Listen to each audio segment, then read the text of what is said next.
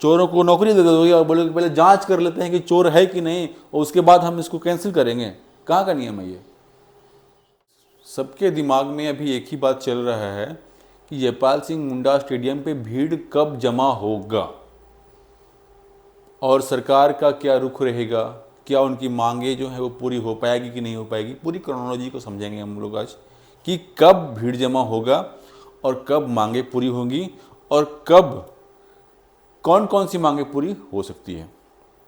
सारे टीचर्स लोग तो वहाँ पहुँच रहे हैं, लेकिन स्टूडेंट्स का जमावड़ा जितना दिखना चाहिए वो दिख नहीं रहा है। सब एक दूसरे का इंतज़ार कर रहे हैं। देखो, हम जंतर मंतर का जो प्रोटेस्ट था उसमें कैसे कैसे क्या हुआ, कब कब क्या हुआ, उससे आपको रिलेट करके हम आपको जयपाल सिंह मुंडा स्टेडियम में जो भी चीज़ें हो सकती है उसके अनुसार जो है मैं आपको पूरे तार्किक ढंग से मैं आपको बताऊंगा। और देखो, आजकल जो है वो क्या बोलते हैं, क्रोनोलॉजी के अनुसार जो है वो घटनाओं को डिस्क्राइब कर सकते हो आपकी यहाँ पे क्या घटनाएं हुई थी, तो यहाँ पे उसके अनुसार ही यहाँ पे घटना घटने वाली है और उसी के तर्ज पे उसी से प्रेरित होकर के ही ये आंदोलन का रूपरेखा तैयार किया गया है, मंशा तैयार किया गया है। ठीक है, नहीं तो भाई कुछ होता भी नहीं। बस जितना काम कर दिया है हेमंत सोरेन ने, सीआईडी की अपने मन से जांच लगा दी है, गिरफ्तारियां लगा रखी है, इस्तीफा लगा रखी है, वो तो होता भी नहीं और उसके बाद भी कोई आंदोलन नहीं होता। इतना कुछ हेमंत सोरेन कर भी रही है तो बस इसका रिएक्शन है और यहाँ पे लोग बैठ रहे हैं तो भी वो भी इसी का रिएक्शन है। तो इसको समझना और इसको उसके अनुसार इसको समझना जो है ज़रूरी होगा, नहीं तो फिर आप कर नहीं पाइएगा। अभी आपका 29 जुलाई से जो है वो स्टार्टिंग रखा गया है, 29 जुलाई से स्टार्टिंग रखा गया। ठीक है, तो 29 जुलाई से अभी थोड़ा समय दीजिए। यदि भीड़ जमा नहीं भी हो रहा है जयपाल सिंह मुंडा स्टेडियम में तो थोड़ा समय दीजिए, वहाँ पे आपको सब्र दिखाना पड़ेगा। सब्र दिखाने के लिए इसको बाहरी सपोर्ट का जरूरत पड़ेगा।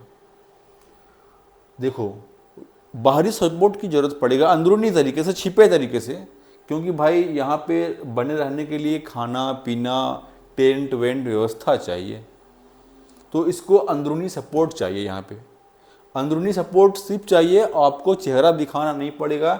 जो भी पार्टियां हैं जो खुन्नस निकालना चाहती है हेमंत सोरेन से, वो इनको अंदरूनी सपोर्ट करना पड़ेगा उनको। और अंदरूनी सपोर्ट से क्या होगा, ये टिकेंगे वहाँ पे।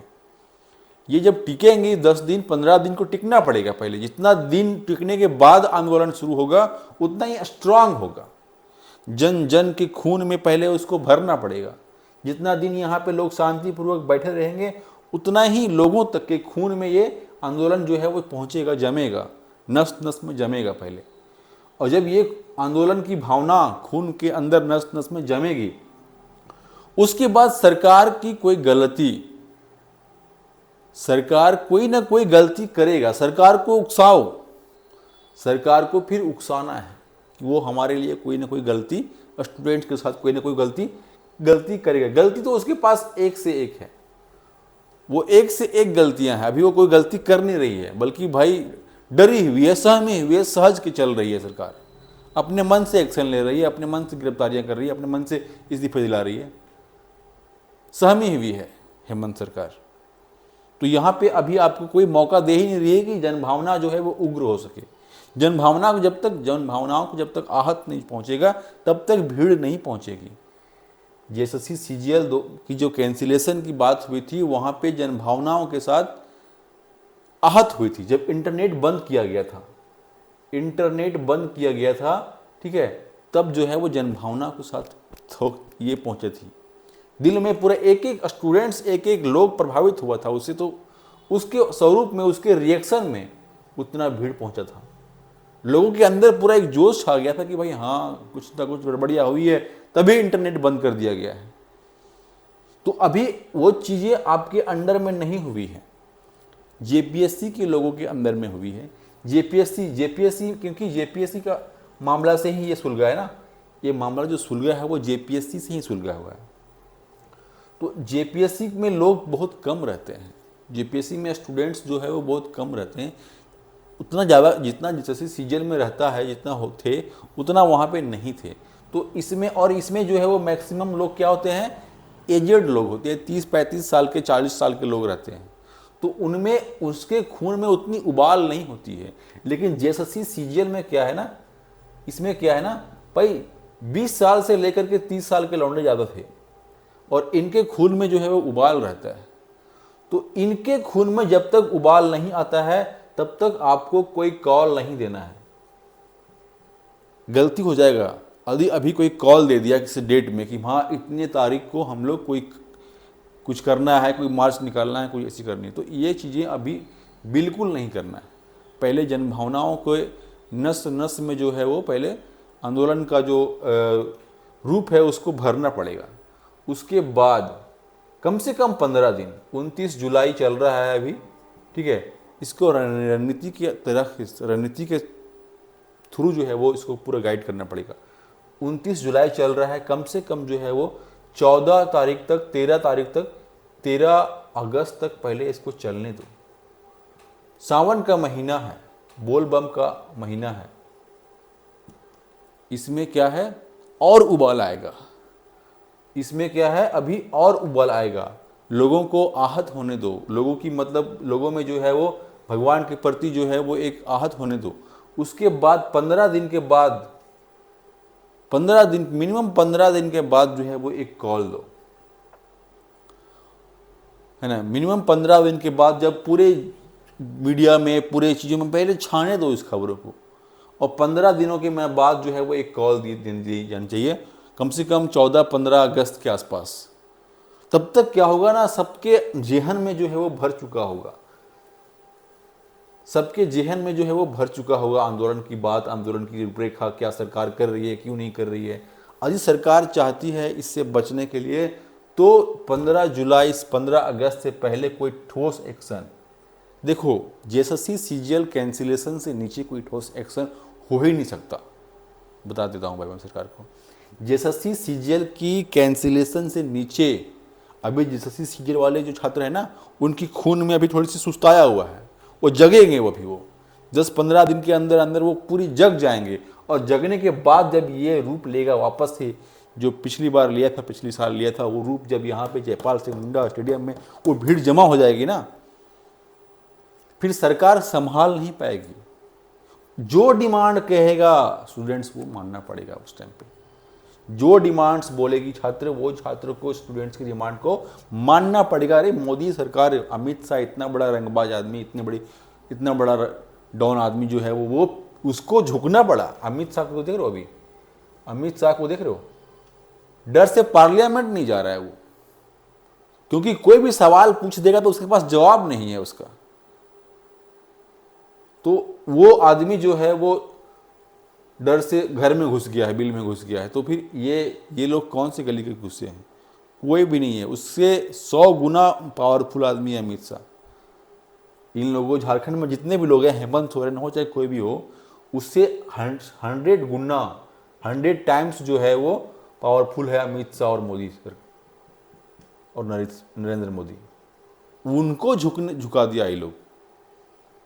तो ये लोग कौन सी गली में है, तो उसी रणनीति के अनुसार चलना पड़ेगा। सपोर्ट मिलेगा, सपोर्ट मिलेगा, थोड़ा समय देना पड़ेगा, थोड़ा टाइम देना पड़ेगा। और इसमें जो है वो देवेंद्र नाथ महतो का बहुत बड़ा योगदान है, देवेंद्र नाथ महतो का बहुत बड़ा योगदान है, ठीक है। ये आंदोलन हो भी रहा है तो उन्हीं की वजह से हो रहा है, उन्हीं की वजह से हो रहा है, और सारा चीज़ जो है वो उजागर किया भी है उन्होंने किया है, ठीक है। तो उनको जो है वो, उनको थोड़ी सी लीड करने के लिए दिया गया आदि, थोड़ी सी मतलब लीड करने का मतलब है कि जो भी छात्र पहुंच रहे हैं, जो भी चीज़ें हैं, उनको थोड़ा सा अंदरूनी सपोर्ट देना पड़ेगा, ताकि वहाँ के छात्रों की व्यवस्था को बना सके, उनकी हौसलों को बना सके। उसके बाद 15, वही बोल रहे, जब 15 दिनों के बाद जब यहाँ भीड़ जमेगी और फिर एक मार्च होगा, एक फिर विधानसभा का मार्च हो, या रांची में किसी भी गली में निकल जाओ ना, रांची की किसी भी गली में निकल जाओ ना। दिल्ली ऐसा बड़ा नहीं है रांची, दिल्ली इतना बड़ा नहीं है रांची, दिल्ली बहुत बड़ा है। विधानसभा के आसपास किसी भी मुख्यमंत्री आवास हो जाए, चाहे विधानसभा हो जाए, चाहे किसी भी जगह में हो जाए, आसपास में हो जाए, उसका जो है वो घेराव कर ले, या एक मार्च हो जाए, रास्ते पे बैठ जाए, या कुछ भी थोड़ी सी ये हो जाए, तो फिर इतनी छीछा लेबर हो ही गई है झारखंड में, जैसे सीजीएल में वगैरह वगैरह में, कि हेमंत सोरेन को झुकना पड़ेगा, करना पड़ेगा भाई। वो खुद कर दे 15, उसे यदि इज्जत बचानी है तो 15 जुलाई के पहले खुद कर, 15 अगस्त के पहले वो खुद ही कर दे, और नहीं करती है तो फिर झुकना पड़ेगा। बदनामी, विपक्ष को मौका देगा, फिर खुद से विपक्ष के पास खुद से मौका मिलेगा सारी बातें बोलने का, कि डर से कर गया तो ये कर गया, वो कर गया। जैसे ये बोल रहा है ना कि नरेंद्र को बचाने के लिए प्रधानमंत्री को बचाने के लिए प्रधान का इस्तीफा हो गया। तो यदि अपना कुर्सी इस बार, अपनी इमेज हेमंत सोरेन बचाना चाहता है, हेमंत सोरेन बचाना चाहता है, जब हेमंत सोरेन को उस टाइम बोला गया था कि जैसे सीजल में लीक हुआ है, गड़बड़ियाँ हुई है, तो उसने बहुत बड़े बड़े लोगों के साथ आके बोलते थे कि नहीं, मैं सर स्वच्छ हुआ है, सारा स्वच्छ साफ सुथरा स्वच्छ है, हम लोग कुछ भी नहीं हुआ। आज वो खुद ही पकड़े जा रहे हैं, कई लोग पकड़े जा चुके हैं, और जितने भी लोग पकड़े जा चुके हैं सब फर्जी तरीके से भर्ती लिए हैं। और क्या 10 सालों में पकड़े जाएंगे, तब 10 साल के बाद आप इस पर एक्शन लीजिएगा, फिर बोलिएगा कि मैंने तो नौकरी कर लिया। बहुत सारे लोग को प्रूफ ही नहीं मिलेगा। तो पैसा खोरी या धंधा खोरी ये हेमंत सोरेन बंद करे, और जल्द से जल्द जो है वो जितने भी चीज़, मैंने बोला था ना पहली बार कि अभी 1% भी गलत का सबूत मिलता है पब्लिक में, तो उस एग्जामिनेशन को कैंसिल करना पड़ेगा। ये 1% तो पब्लिक में मिल रहा है, लेकिन जो पब्लिक में नहीं मिला है वो कितना परसेंट होगा कौन जानता है। बोलेगा नहीं 1% अरे भाई मैंने 1% तो पकड़ लिया है, पब्लिक डोमेन में आ चुकी है, लेकिन जो पब्लिक डोमेन में नहीं आई है, जो नहीं पकड़ी गई है, उसके बारे में क्या कहोगे। ये 1% पकड़ा गया है, मतलब 20%, 30% और कहीं ना कहीं छुपा होगा। तो ये मत कहिए कि 1% है, या एक ही आदमी पकड़ा गया है, 2 ही आदमी पकड़ा गया है, 4 आदमी पकड़े। 4 आदमी तो पकड़े गए हैं, लेकिन कई ऐसे आदमी होंगे जो पकड़े नहीं गए हैं, और सालों तक जांच कराओगे नौकरी दे करके उनको। ये कहाँ की नियम है। आपने नौकरी में बिठा दिया है और बोल रहे हम जांच कर रहे हैं। क्यों भाई, जांच करने के बाद नौकरी क्यों नहीं दे सकते आप। चोरों को नौकरी दे दोगे और बोलोगे पहले जांच कर लेते हैं कि चोर है कि नहीं, और उसके बाद हम इसको कैंसिल करेंगे। कहाँ का नियम है ये।